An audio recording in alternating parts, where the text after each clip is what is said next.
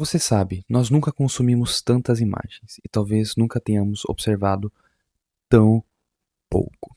Fala pessoal, Trumon, sejam todos muito bem-vindos a mais um erro de continuidade. Não se esquece de se inscrever, curtir, comentar, que ajuda muito o canal. E vamos pro vídeo. Veja bem, eu não quero parecer aquele velhinho reclamando de tecnologia. Eu não tô falando que o algoritmo deixa a gente necessariamente mais burro, que você tá sendo o cérebro consumido por Doom Scroll infinito.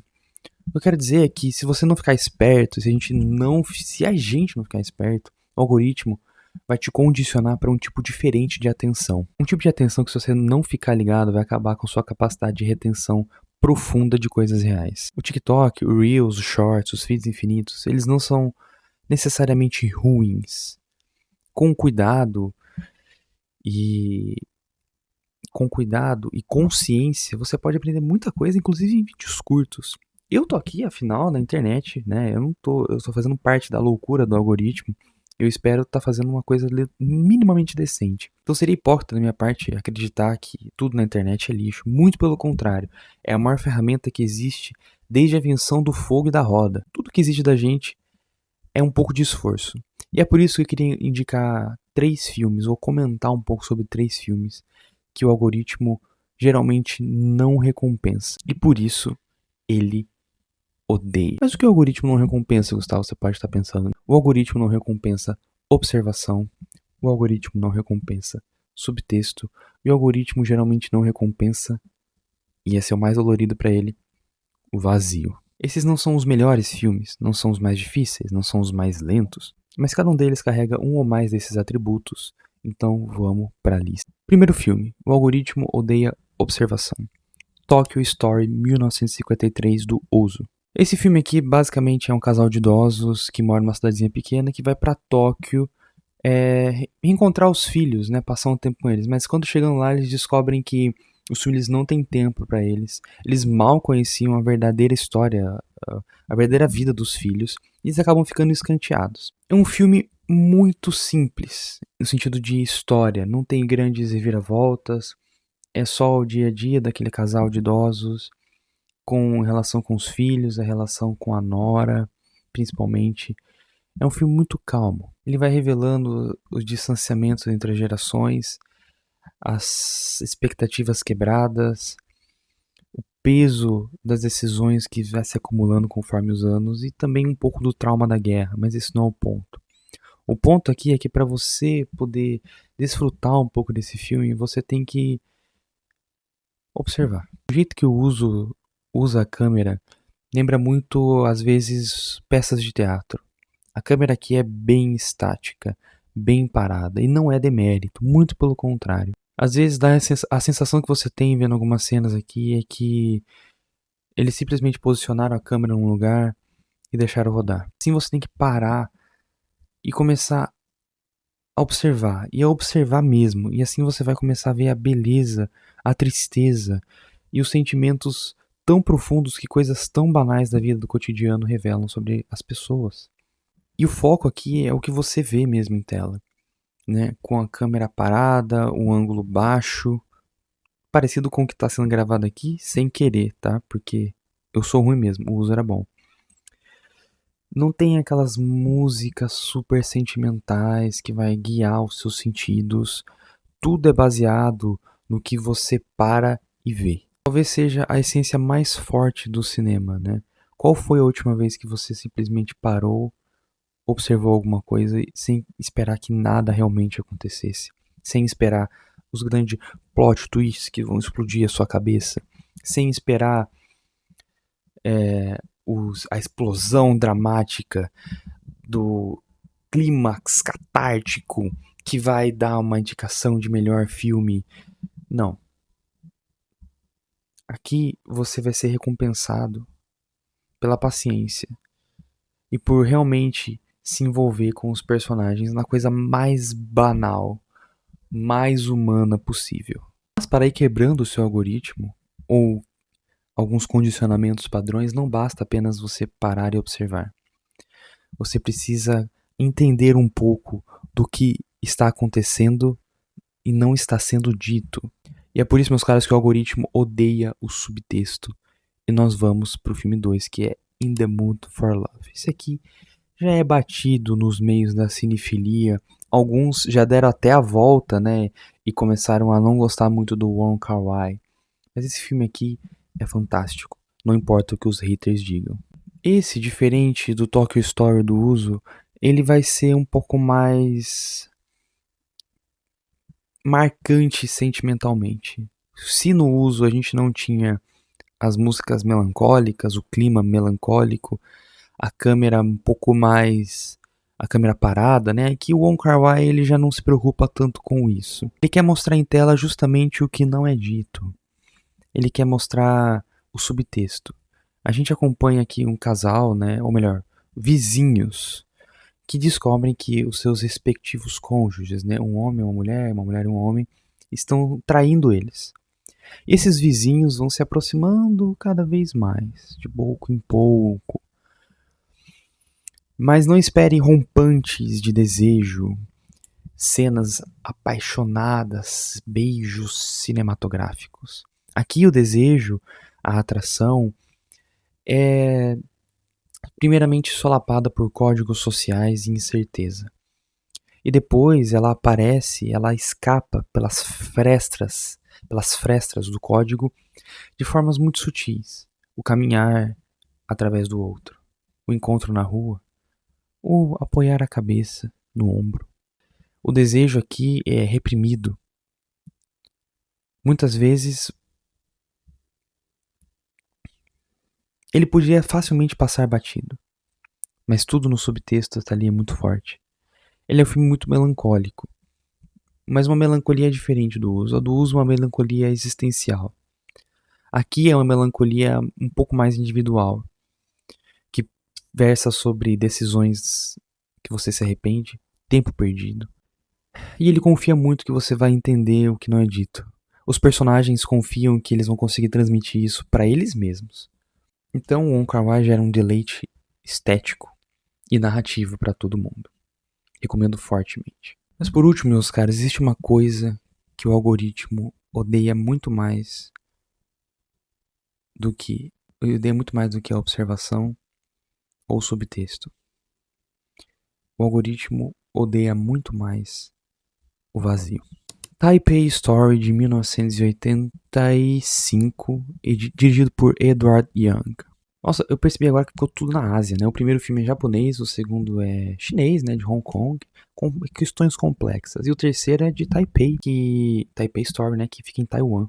E o filme acompanha um casal que um é um ex-jogador de beisebol nostálgico, que ainda preza pelas tradições do passado, e ele parece um pouco deslocado na modernidade que Taipei vai sendo mergulhada, né, pela globalização. E a mulher, ela já parece muito mais bem colocada nesse mundo novo, pronta para agir sobre ele. E esse atrito que dá entre eles gera um abismo, um vazio que você tem que encarar durante o filme e que o filme não se presta a preencher de forma nenhuma. Não há soluções, não há procedimentos, não há método.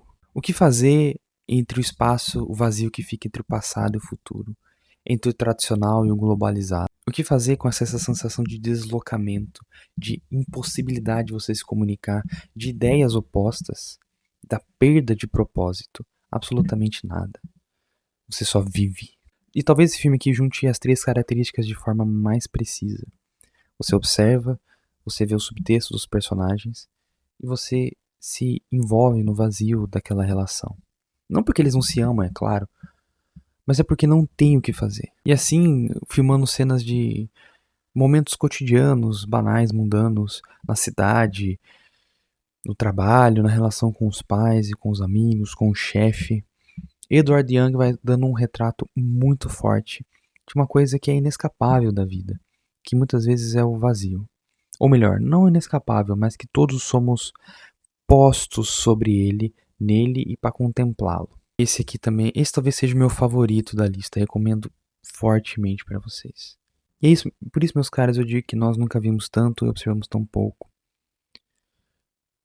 Ou melhor, nunca absorvemos tão pouco. Um mundo onde você vai ter um algoritmo que busca sempre reações muito fortes de você, sejam de humor, de medo, de raiva, principalmente, né? Raiva engaja muito na internet.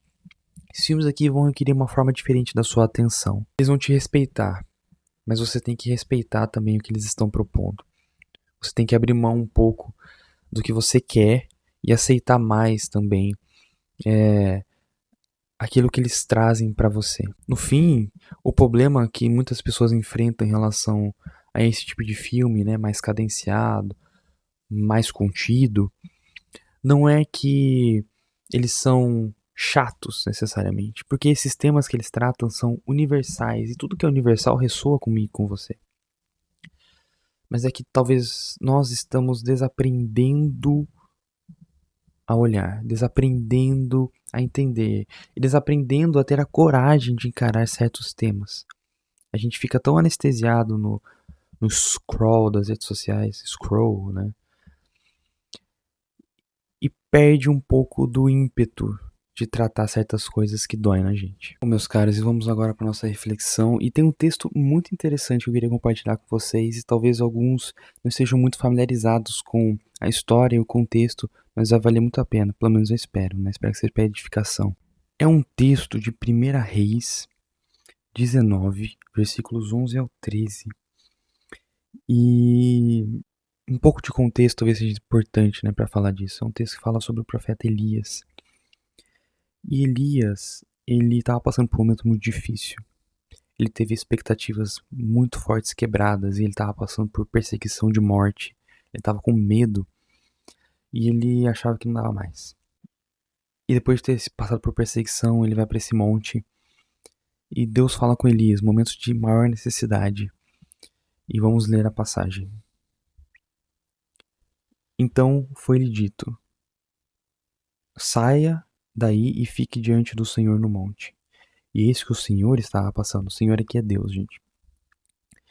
E um grande e forte vento fendia os montes e quebrava as rochas diante do Senhor. Mas o Senhor não estava no vento. Depois do vento houve um terremoto. Mas o Senhor não estava no terremoto. Imaginem Elias contemplando tudo isso. Depois do terremoto veio um fogo. Mas o Senhor não estava no fogo.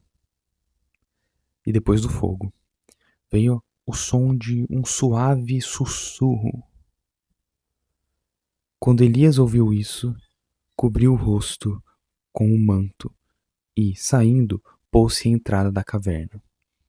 Eis que veio uma voz e lhe disse: o que você está fazendo aqui, Elias? Vamos ficar só até o 13 mesmo. Deus dá uma resposta para Elias. Ele pergunta, Elias responde, Deus dá uma resposta, mas pro nosso foco aqui é que Deus poderia ter se manifestado na glória, na força e no estrondo, né, do vento forte que fendia. Imagina o vento cortando as rochas, no terremoto ou no fogo.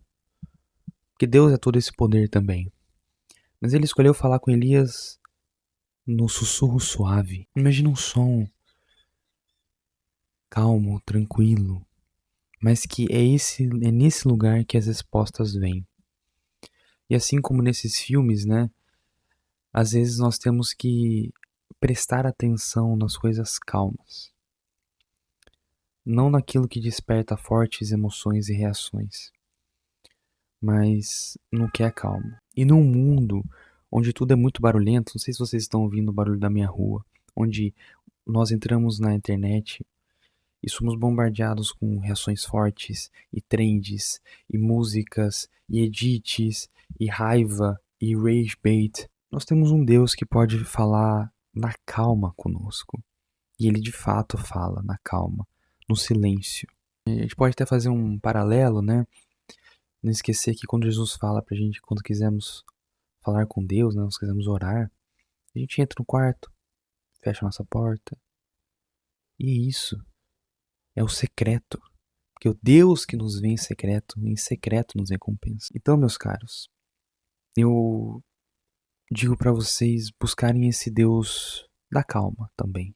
Deus é fogo consumidor, ele é glória, ele é poder, ele também é grandes manifestações. Mas Para momentos diferentes, ele pode se manifestar de formas diferentes. E nesse mundo caótico, acredito que muitas vezes ele vai se manifestar na calma, no silêncio, no, sabe? Vamos assentar as coisas. Então busquem esse Deus que pode trazer tudo isso para nossa alma. Pode trazer a contemplação, nos fazer entender as coisas. Então meu convite hoje é que você